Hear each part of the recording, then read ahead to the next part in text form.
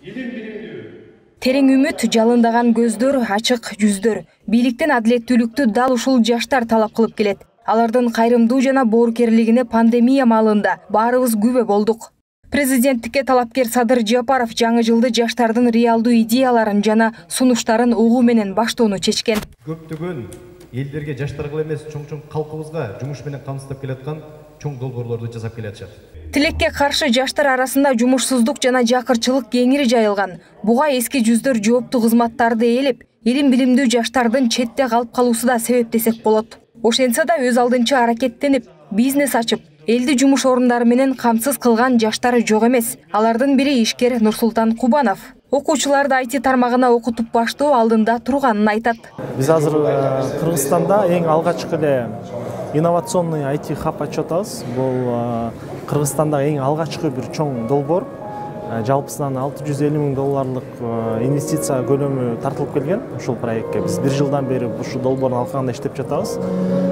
Бул проект аркылуу биз ушул кыска мөөнөттүн ичинде жаш IT тармагына кызыккан жаштарга билим берип, анан мындай аутсорс кылабыз да, дүйнөдөгү ар түрдүү заказдарды алып, ошол эле мисалы үчүн Алайдан же Ат башыдагы биздин мекендештер үйүндө отуруп эле дүйнөлүк аренага чыгып, мисалы үчүн дүйнөдөгү заказдарды алып, анан акча тапканга бир мүмкүнчүлүк болот да. Жолугушууда билим тармагына өзгөртүү киргизүү боюнча да көптөгөн сунуштар айтылды.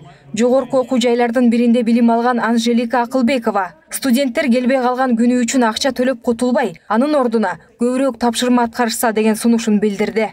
Окуучулар бар чындыгында эле аракет кылып окуп билим алган, бирок ошол болот ар кандай учурлар сабактан калып калат, ооруп калат же жетишпей калат. Ошондой учурларда НБга төлөйт да акчачы. Менимче НБга акча төлөгөндөн көрө ошону окуп билим алып, ошону кайра калтырган күндөрүн тапшырса жакшы болот деп ойлойм. А эгерде НБ төлөгөндө дагы эмне үчүн башка университет жүрсөм, бир университет 20 сом төлөш керек.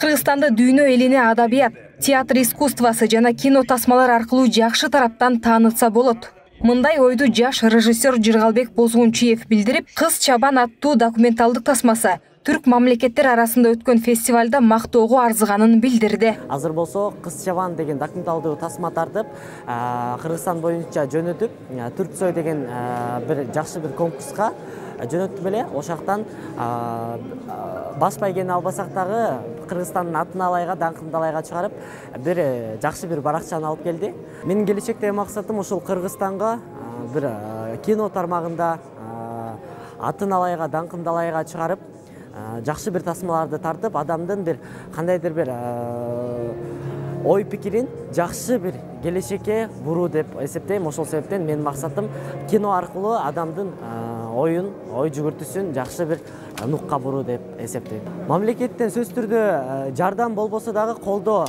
керек. Анткени канчалык мен мисалы жакшы тасма тартайын деген күнү дагы бир жерге барганда финансовый жака такалат, же болбосо мекемелерден тартыш керек болуп калат съемкалардычы. Ошолордун баары такалат. Ошол себептен колдоо сөзсүз түрдө керек деп ойлойм. Акчалай болобу, мүмкүн сөз түрдө колдоо керек. Кыялымдагы келечек аттуу жаштар форумунун сыйлуу коногу Садыр Жапаров учурда жаштардын реалдуу идеяларына муктаж экенин ачык айтты. Ал көптөгөн көйгөйлөр эбак бышып жетилди, эми саясий эрк гана керек деген пикирде. Мындан 3 ай мурда эле октябрь айында өлкө тагдырына кайдыгер карабай, акыйкат издеп аянтка чыккан өзүңүздөр мына жаштар болдуңуздар. Анткени намыскөй жана мекенчил жаштарыбыз коомдогу болуп аткан окуяларга эч убакта көңүл кош карабайт. Ошол октябрь окуясында сиздердин үмүт мындан ары Кыргызстан гүлдөп өссө экен деген аруу тилек болду. Убакыттан пайдаланып, мен бир нерсени белгилеп айткым келип турат. Жаштарыбыздын бардыгы ошондо өлкөдөгү орун алган акыйкатсыздыкка каршы чыккан үчүн коомчулукта өзгөрүүлөр болду. Ошол кыска аралыкта кыйын абалда турган өлкөнү оң жолго салууда колумдан келген күч аракетти жумшоого арнадым. Тилекке каршы убакыт өтө тар болду. Кудай буйруп, президенттик жарышта жеңишке жетсем, 30 жылдап чечилбей келген бардык көйгөйлөрдү жоюуга болгон күч аракетимди жумшайм. Биринчи кезекте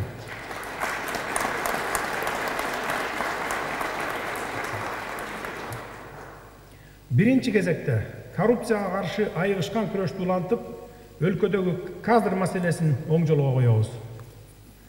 Кадр маселесинде дал өзүңүздөрдөй татыктуу билим алган таланттуу жаштар менен команданы толуктайм деген тилегим бар.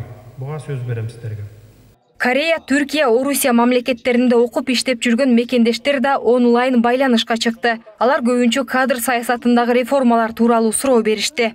Ошондой эле Кыргызстанда жумуш орундары түзүлүп, ипотекага үй алуу жолдору жеңилдесе, өлкөбүздөн кетпейт элек деген ойлорун айтышты. Студентимен биринчиден алыста болсом дагы катышып жатканыма абдан кубанычтамын. Түркияда бүгүнкү күндө ошол 2000ден ашуун биздин студенттер окуп жатышат. Алардын арасында мен да бармын. Ошол чет өлкөдө билим алып жаткан студенттерди ойлонгон бир маселе бар, ал кадр саясаты. Бирок тааныш билишиң жок болсо, ишке да орношо албайсың. И ушундан улам прогрессивдүү жаштар билим алган өлкөдө калып жатышат да. Бул биздин кыргыз калкынын, кыргызстандыктардын дегеле өзүбүздүн менталитетибизге жараша тууганчыл болобуз, досчул болобуз, анан айылдаш, жердешчил болуп бөлүнүп кетебиз. Мына ушунун кесепетинен 30 жылдан бери кадр саясатыбыз жалаң тааныш билиштердин жыргалчылыгына айланып кеткен да. Мен дагы өзүмдүн выступленияларымда айтып атам сиздерге, көрүп атасыздар. Мындан ары мейли министрдин баласы болобу, мейли жөнөкөй адамдынбы, акимдинби же кетмен чапкан дыйкандын баласы болобу, конкурстук негизде өтүп, кимиси ошол адистик күчтүү адис болсо, кимиси ошол тармакты тартып кете ала турган болсо, эгерде башчы болуп барып аткан болсо, мына ошолорду коебуз. Мен ушул жалпы Россияда иштеп жүргөн биздин мекендештердин атынан суроо берейин деп чечтик. Урматтуу Садыр мырза, биздин өлкөгө инвесторлорду тартып, өнөр жайыбыз өнүксө, заводдор иштеп, бизге жумуш орундары ачылса, анан да биз үчүн ипотека жолу менен ыңгайлуу шарттар менен үйлөр курулса деген тилек менен жашап келебиз. Үй алалы десе шарттарыбыз жок. Ипотека баасы аябай кымбат. Ушул маселелерди оюңузга ала жүрсөңүз абдан жакшы болмок эле. Ипотека боюнча мындан бир 5 жыл мурун бир чоң инвесторлор келген экен, баягы шаар салуу боюнча. Мисалы ушу аэропорт Манас жака, СЭС Бишкек жака жер сураган экен. Жер сураганда биздин майда чүйдө чиновниктер эле алардан баягы үлүш сурап, мага мынча үлүш бересиң деп кайра кетип калган экен. Мына Астанага барып үйлөрдү куруптур, микрорайондорду, Ташкентке барып мына шаар салыптыр килтеген. Ошолор келди кайра. Келип мени менен уже 2 ай бою сүйлөштүк. Кудай буйрса ошо чоң-чоң шаарларды салалы деп атабыз, шаарларды. Мына Бишкектин үстү жагынан жер берип, ошо СЭС Бишкек жактагы жерлерибизден жана башка ошо чүйдүн жерлеринен баягы чоң-чоң жерлерге ошо шаарчаларды салалы деп атабыз. Андан сырткары бардыгы эле ошо чүй менен Бишкекке салына бербестен ошо ар бир райондун центрларына, областтын центрларынан жер бөлдүрүп берип, ошол жактарга дагы ушундай микрорайондорду салалы деп атабыз. Инвестордун кызыкчылыгы коргонбой келди ушул убакытка чейин. Анан азыр инвесторлор точуп калгандыктан туруктуулук керек, мыйзамдуулук керек, адилеттүүлүк керек деп айтып жатышат. Ошон үчүн сурооңузду берсеңиз, Масат мырза, сурооңузду. Да. Азыр менин просто түшүндүрүп кетким келип атат. Кыргызстанда биякта бизнес форумдар болот, инвесторлордун форумдары болот. Ал жерде мен Кыргызстанды таанытайын десем, Кыргызстан чёрный списокко кирип калат, кара тизмеге кирип калат.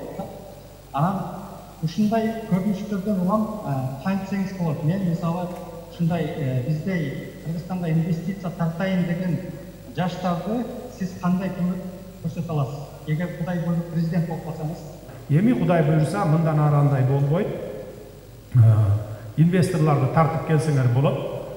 Бизге ошол келген инвесторлордун бардыгы ар кайсы тармакка келип атышат. Айрым инвесторлордон 2-3 биригип бир тармакты талашкан учурлары дагы бар. Мына мен салайын, мен кирейин ушул тармакка деп аткандар да бар да.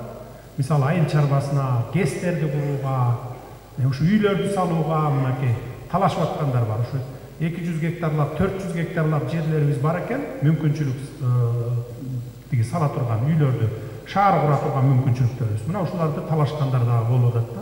Эми мындан кийин Кудай буйрса андай болбойт.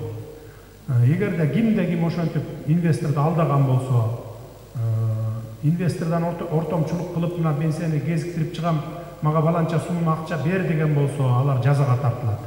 Жыйында президенттин алдындагы жаштар кеңеши түзүлүп, актуалдуу күндүн темалары ошол жерден талкууланып турса деген сунуштар айтылды. Туризм тармагында бир топ ийгиликтерди багындырган Элдар Шабданов төмөндөгүчө кайрылуу жасады. Экинчиден, эгерде буюрса президент болуп кала турган болсоңуз, сизди ушу туризм тармагына абдан чоң бир көңүл буруп коюуну суранат элем. Эң биринчи, сиз ушу президенттин алдындагы туризм өнүктүрүү кеңешин түзүп берсеңиздер, калганын буюрса эл аралык уюмдар менен эксперттер көп жумушту кылып коймок.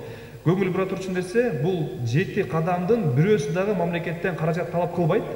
Азыркы кийинки ушул жылда, ушу келе жаткан жылда биз бюджетте акча жок экенин эске алып, көп мындай өзгөрүүлөрдү кылышыбыз керек. Ушу туризм ушу тармактардын бирөөсү, буюрса ушу 7 кадамдын бирөөсү каражат талап кылбайт, буюрса каражатсыз эле бул тармакты өнүктүрүп кетсек болот. Мен суроом, ошол Ак-Турпак округунда биз күрүч өстүрөбүз да. Күрүчтүн түрлөрүн өстүрөбүз. Ошол жерге биз атайын машу мамлекеттик деңгээлдеги кичине завод ачылса деп, күрүчтү кайра иштетүү боюнча. Күрүчтү баягы экспорттоо боюнча шарттарды түзүп беребиз, Кудай буюрса. Анан Баткенде эң негизги көйгөйлөрдүн бири баягы сугатка суу жетпеген көйгөйлөр болчу. Муну мен барып алыбыздын жетишинче иштеп турган мезгилде барып туруп $150 миллион бөлүп бергенбиз. Бул жана Кулумду каналына суунун деңгээлин көтөрүп, өзү бир топ жерге, бул жерде 100 гектар жерлер өзү сугарыла тургандай кылып бердик. Кудай буюрса азыр иш жүрүп атат. Ушу жылдын аягына чейин, эмки жылы ушу аяктап бүтүп калат болуш керек. Ал жогорку окуу жайларда билим берүү орус тилинде жүрөт. Анын жыйынтыгында жаштарыбыз же кыргызча так туура жаза албай, же орусча так туура жаза албаган ушундай кадрлар чыгып атат да университеттерден. Ушул маселени кандай карайсыз ушул маселегечи? Кыргыз тили боюнча туура айтасыз. Анткени эмне үчүн начар окутат, эмне үчүн ушундай өнүкпөй атат кыргыз тили? Анткени бул жерде биздин өзүбүздүн ошол тилчилерде биринчи кезекте ошондо болуп атат. Анан окуу куралдарынын жетишпегендигинен болуп атат. Окуу куралдарын, жанагындай материалдарды берип, анан талап жоктугунан да. Буга биз сөзсүз түрдө көңүл бурабыз. Анткени бизде кыргыз мамлекетибиз ар бир жаран кыргыз тилин билүүгө милдеттүү негизи. Орус тили болсо бул расмий тил, бул илгертен калган тил. Бул эл аралык кызматташууда бизге СНГ өлкөлөрү менен керектүү тил. Ошондуктан расмий тили болуп биздин баш мыйзамда калып атат. Ал эми кыргыз тилин сөзсүз өнүктүрүшүбүз керек. Мындан тышкары жарандык активисттер калкты ишкердикке үйрөтүү үчүн телеэфирлерден убакыт бөлүп берүү сунушун айтышты.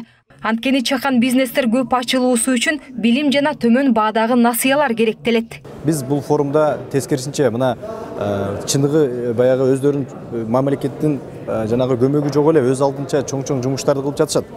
Чоң кыймылдарды кылып жатышат. Алар мамлекетти бер деп эмес, өздөрү сунуштарын бере алат. Конкреттүү бир реформалар боюнча сунуштап атат деген бир багытты көрсөткүбүз келди да. Мына форумдун алкагында бизде 4 спикер билим тармагында, туризм тармагында ушул өздөрүнүн жакшы бир ойлорун берди. Мына жөн эле баягы презентация кылып койбостон жыйынтыгында ошол ойлорун конкреттүү түрдө кагаз түрүндө бизде ушул талапкер Садыр Нуркожоевичке берди.